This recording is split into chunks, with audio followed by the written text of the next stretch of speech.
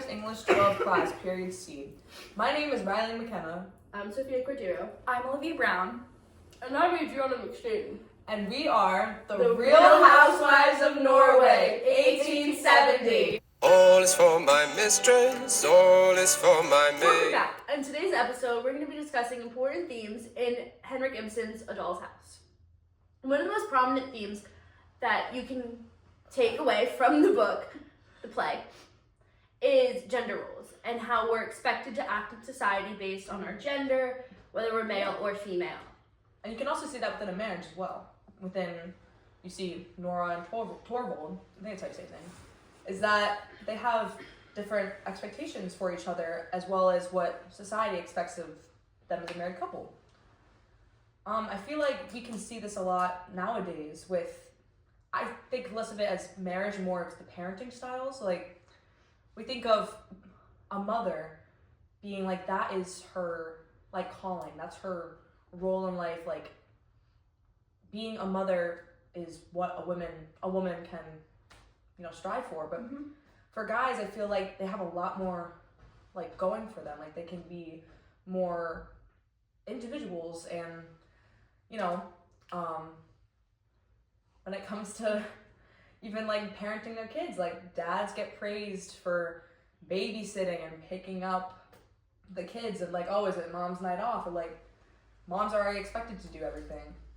Yeah. You can also relate that to the right to choose, I feel.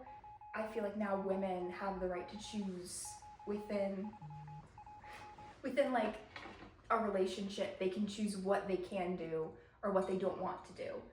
But then you have people saying, like, oh, if you want to be a stay-at-home mom, that's bad for feminism. Or Right. if you want to go out and have a job, well, why don't you have kids yet? When do you think that switch in her brain happened? Like, when she finally realized that she was a doll?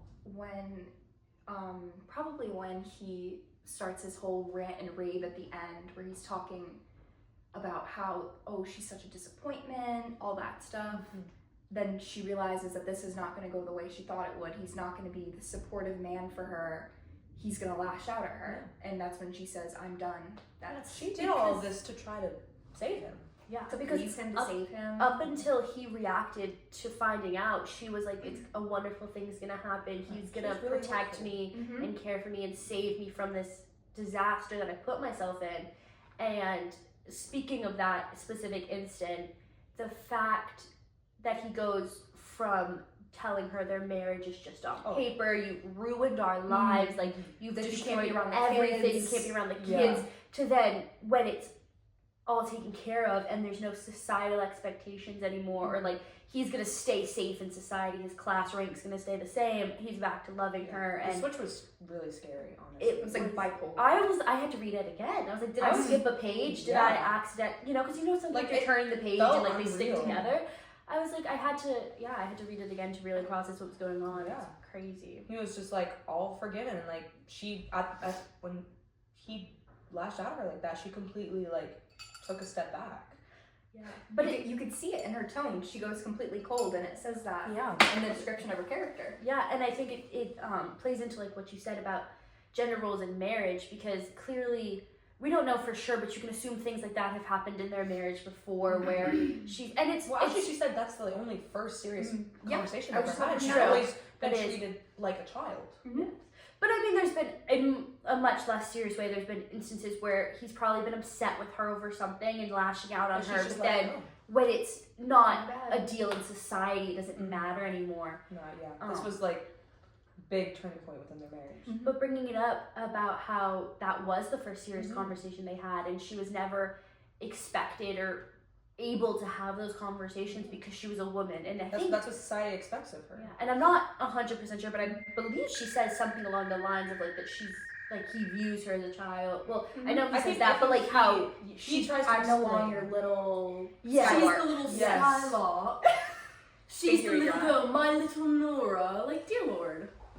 He views her as a child. Yes. He views her intellectual ability as equal to her children. I don't know their ages because they're so insignificant in the book. It doesn't even. Which is another conversation we have. I think it doesn't even go like. Well, yes, like her intellect and thinking like men are smarter than women, all that. But like even just like children are meant to be seen and not heard. Mhm. And women were expected to be the exact same way. Like within like social classes, within a nuclear family, man is on top, a woman is basically the same under authority as children. And I think you can see that in the scene where they go to the party and she dresses up. She's meant to be seen, like her appearance. Yes, and then not her. He takes her away. She must. He takes her away and forces her to go home like a Yes. dad, like Yes. infuriating Like- their sleepy child, yeah, having a tantrum that's at the same party. That's a great way to put it. Like, yeah, like that's kind of what it gave. Like, she's being like, oh, like one more, like please let me stay longer. But like, in reality, she was hiding so much more.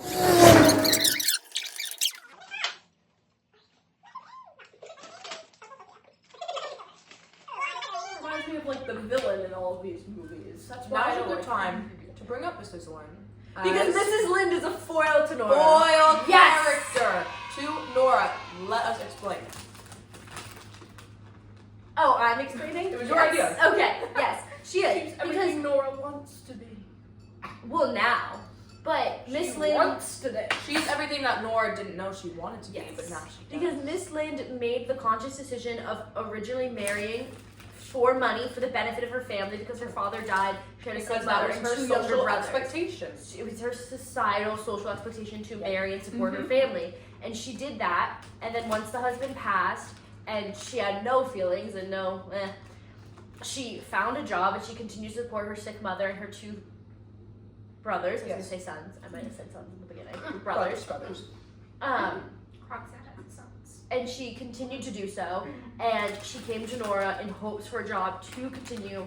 Well, no, she doesn't support them anymore, and so now she's just kind of her own person, and she can go where she wants to go and do what she wants to do, but she still knows that she has to have a job and support herself. So she went to Nora to ask for another job, and in the end, she realizes, I'm kind of lonely. It's time for love.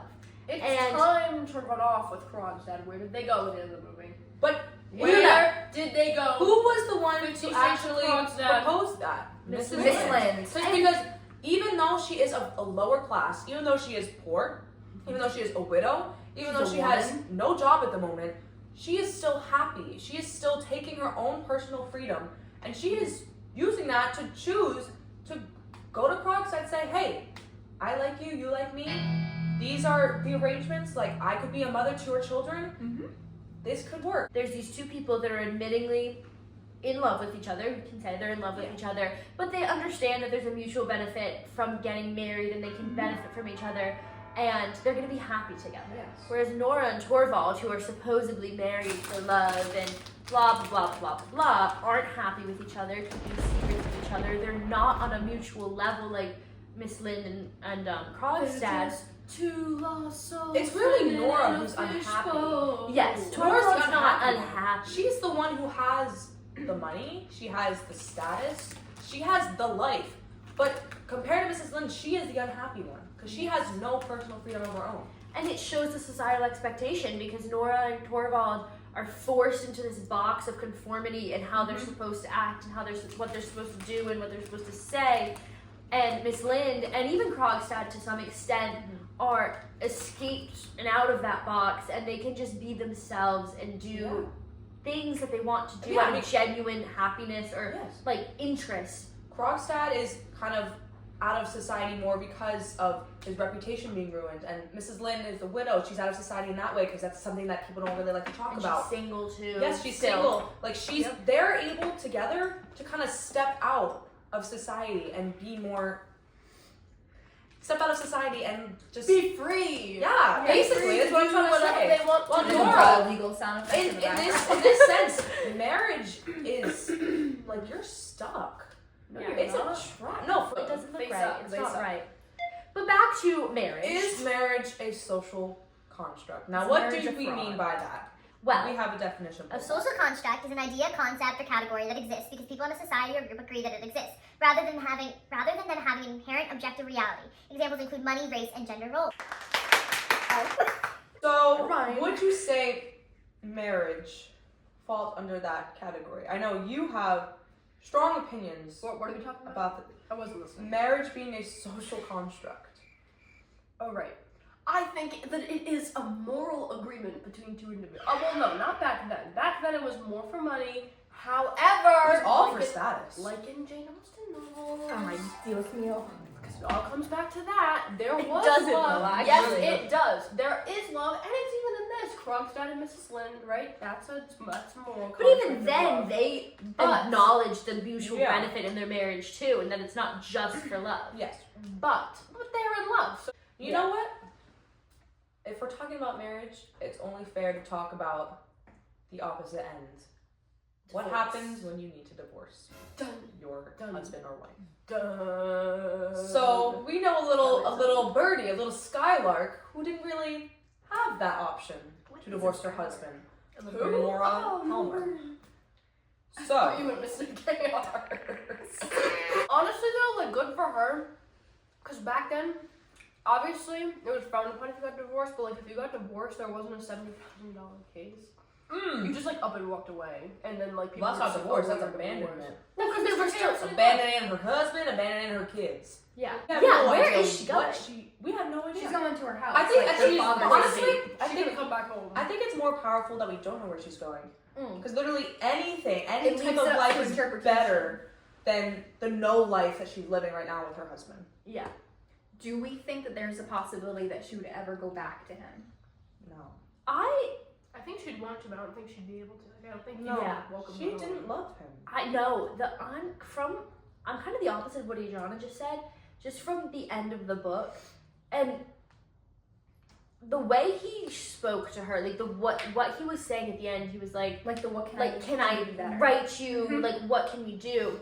I think he would welcome her home, not necessarily because he loves her, but because of societal Yes. expectations that are like, Although this he is was what upset I when need she to left. do. For Nora, personal freedom. There's no more. For Nora, personal freedom. Adriana. Get another can of ice cream. There's no more. Adriana. Personal freedom. No mic for you. Get your mic out of my You know what? face. You know what? Oh my god. Okay, What no, is- okay. That poor Okay. man. Shut up! Dirty, Shut up! hungry. Shut up! Shut up! Shut up! Okay. What? Olivia's gonna cue us in. Oh. So intro personal Olivia's? freedom. Well, because I realized that it's just been me and you. Clink. Sorry, we're freaking awesome, bro. So when we think about personal freedom, what do we think like the conditions are that make up that personal freedom? It's a really, really good question. I think part of it has to be financial independence and being able to support yourself without anyone else, especially back then, especially. But I also think today, to broaden it up, I think it's so important. Where I feel like, because back then you could like trade and you could like figure it out, but today if you don't have financial dependence, you are essentially waiting or In this Like- economy, just choices in general. yeah. Like The choices you make in your life. Like an episode. Minus the gems. That are all over Personal Adriana's freedom is floor. not. But I think it's also part of it You know before what? Yeah. we conclude on personal freedom. And part of it's morally too, like being able, because, and we had a discussion about it in class, but being able to choose your own values or choose what values from your childhood that you want to continue and you still hold value to, and like what, I don't know what What works for like, your what, parents, because what morally, spiritually, academically, grammatically, freedom for morals, if we're applying it to this story, Nora had to have the same the same morals as Torvald and her father, because if she had otherwise, like if she had different morals, they would make her have the same morals because she had to be exactly like them. And that's why she didn't have personal. You're just restating what was said in the book. Anyway. One question that stood out to me when I read the end of the book, or actually when I read the entire book, was, are Nora's children going to even be upset that she's gone or really notice that she's not around anymore? She's not really a mother to her children. The nurse is. The nurse was her mother. in a sense, and the nurse is mothering her children. Yeah, I mean, I think Adriana said it, or one of us mentioned it before. They had 3 lines in the entire play, and it wasn't names. Children are seen and not heard. Yeah, Why but does it like got any lines? they weren't even names. We don't know how old these children are, how many boys, We how don't many need to girls, nothing. So that was something that really stuck for me. I was like, the kids aren't even gonna care because I know, obviously, not We're a not mom or meant to care anything, about but kids. I would feel so guilty like leaving everything behind. But I don't think. I mean, we talked about how Torvald's gonna react and how like what he's gonna do when she's gone. But like, I don't think it's really gonna have that much effect when she leaves, and I think that also shows how little of a role she has in her own house and her own society. Yeah. Yeah, definitely. Adriana? Society? Society. I feel like the kids might not miss her. I think they'd miss the thought of her, but they wouldn't be missing the mother figure in their life. Yes. Yes. Because Okay. the Yes, nurse okay, is- yeah. The nurse is the mother. Exactly. Yes. All right. Okay, and then I think second- one more question Yeah. before. Yes, yes. Could you ever truly feel free if you were in Nora's position? No. And then even after she left, could you truly feel free? No. I don't think so. After is a good. I just feel like a question. chunk of my life would have been just gone. Yeah. I would have felt like I wasted my life. And even if I betrayed didn't, by my own yes, father. and even if I didn't feel guilty about leaving everything behind, I would just feel so held back by the fact that so many years of my So life, much wasted I time. was just a doll in someone's dollhouse, and I wasn't. Any part of me was my own individual. Like Yeah. I would just feel so restrained by the past, even though I left it all behind, that I couldn't ever feel like truly Yeah. free. What were we talking about? Okay. I'm passing the phone to the person who talks the most in the podcast. I'm passing the phone to the person that made the most sense in the podcast. You know how that. Oh, I'm passing the phone to somebody who did not pay attention the entire podcast. We eat ham and jam and spam a lot. Wait, what am I supposed to do? Just say bye? Yeah. Okay. Cue the bard chord.